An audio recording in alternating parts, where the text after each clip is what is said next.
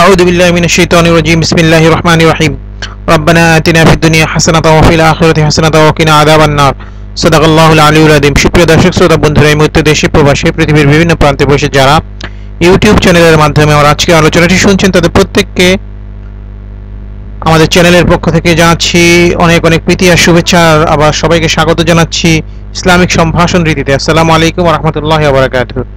বন্ধুরা, আমরা প্রতিনিয়ত স্বাস্থ্য এবং পুষ্টি সংক্রান্ত বিভিন্ন তথ্য উপাত্ত নিয়ে আপনাদের সামনে ভিডিও টিউটোরিয়াল উপস্থাপন করে থাকি। তারই ধারাবাহিকতায় আজকে আমরা আলোচনা করব সহজেই রাতের ঘুম কিভাবে আসে সেই বিষয় নিয়ে। অর্থাৎ আমরা অনেকেই আছি যারা অনিদ্রা রোগে ভুগি, চেষ্টা করেও রাতে ঘুমাতে পারি না এবং রাতে অর্ঘুম বা নির্ঘুম থাকার কারণে আমাদের শারীরিকভাবে নানা সমস্যার সম্মুখীন হতে হয়।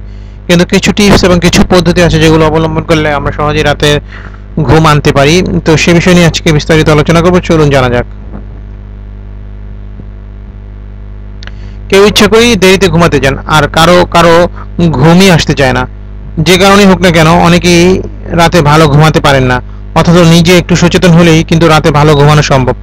ভালো ঘুম আসার জন্য কিছু কিছু অভ্যাস তৈরি করতে হবে। 1. প্রতিদিন একই সময় ঘুমোতে যান এবং ঘুম থেকে ওঠার অভ্যাস গড়ে তুলুন। প্রতিদিনকার রুটিন এমনভাবে তৈরি করুন যাতে কাজ একটি নির্দিষ্ট সময়ের মধ্যে শেষ হয়, এরপরই ঘুমোতে যান। ঘুম না আসতে চাইলে হালকা মিউজিক শুনুন অথবা একটি বই পড়ুন, ঘুম চলে আসবেই। 2. বেশিরভাগ মানুষই বিকেলের দিকে একটু ঘুমিয়ে থাকে, এটা ঠিক নয়। রাতে ভালো ঘুমাতে চাইলে দিনের বেলা না ঘুমানোই ভালো। 3. অনেকেই মনে করেন মদ খেলে ভালো ঘুম হয়, কিন্তু এটা সত্যি নয়।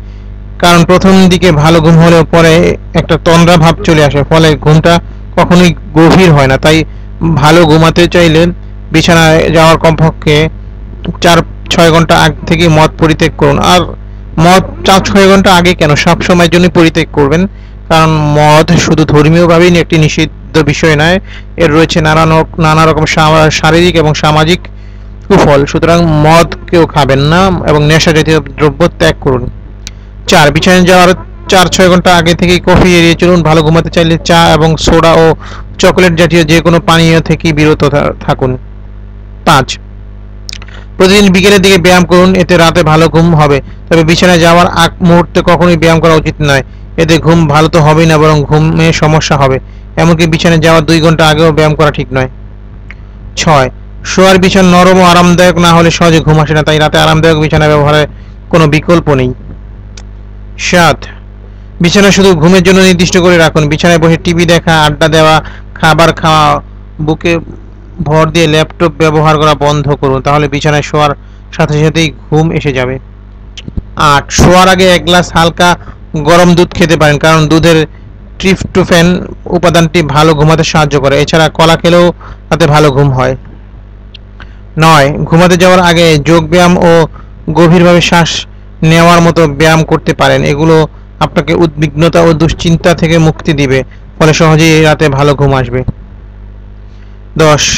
রাতে ঘুমোতে যাওয়ার আগে গোসল করে নিতে পারেন। যদি সম্ভব না হয় তবে ঘাড়, মুখ, হাত, পা পানি দিয়ে মুছে নিতে পারেন। এতে শুধু ক্লান্তি দূর হবে না, ভালো ঘুমও হবে। 11. বিছানায় শুতে যাওয়ার পর টেলিভিশন দেখার অভ্যাস ভালো নয়। এটি মানুষকে অনেক রাত পর্যন্ত জেগে থাকার ক্ষেত্রে উৎসাহিত করে বা সাহায্য করে। কাজে ভালো ঘুমাতে চাইলে শুয়ে শুয়ে টিভি না দেখাই ভালো। তো বন্ধুরা, আশা করি আমাদের আজকের আলোচনাটি থেকে আপনারা বুঝতে পেরেছেন যে কি কি টিপস অ্যাপ্লাই করলে আপনারা সহজেই ঘুমোতে পারবেন। সুতরাং এই টিপসগুলো নিয়মিত অ্যাপ্লাই করুন, সুন্দরভাবে ঘুমানোর চেষ্টা করুন, কারণ পরিমিত এবং নিয়মিত ঘুম আমাদের শরীর স্বাস্থ্যের সুস্থতার জন্য অতীব জরুরি একটি বিষয়। তাই নিয়মিত সময় মতো ঘুমাতে যান, ঘুম থেকে উঠুন এবং পরিপূর্ণ ঘুমের মাধ্যমে শরীর ও মনকে সজীব রাখুন, এই প্রত্যাশা করছি। আর আমাদের আলোচনাটি যদি ভালো লাগে তাহলে অবশ্যই এটা শেয়ার করে দিবেন, যাতে আরো অনেক ভাই বোন এই আলোচনাটি শুনে উপকৃত হয়। তাহলে আল্লাহ তাআলা আপনাদের উত্তম প্রতিদান দান করবেন। আর আমাদেরকে কোনো কিছু জানানো থাকলে মতামত সেকশনে যে সেটা লিখে পাঠাবেন, আমরা উত্তর দেওয়ার চেষ্টা করব। আমাদের চ্যানেলটি সাবস্ক্রাইব করবেন, তাহলে জাতীয় আরো অনেক পরামর্শমূলক ভিডিও আপনারা পাবেন নিয়মিত। আর আমাদেরকে লাইক দিবেন, তাহলে আমরা উৎসাহিত হব। তো শেষবারের মতো সবার কাছে আবারও বিদায় নিচ্ছি এবং সকলে সুস্থ, সুন্দর এবং সফল জীবন কামনা করছি। আল্লাহ আমাদের প্রত্যেককে সুন্দর জীবন দান করুন, এই প্রত্যাশায়। আসসালামু আলাইকুম ওয়া রাহমাতুল্লাহি ওয়া বারাকাতুহু। আল্লাহ হাফেজ।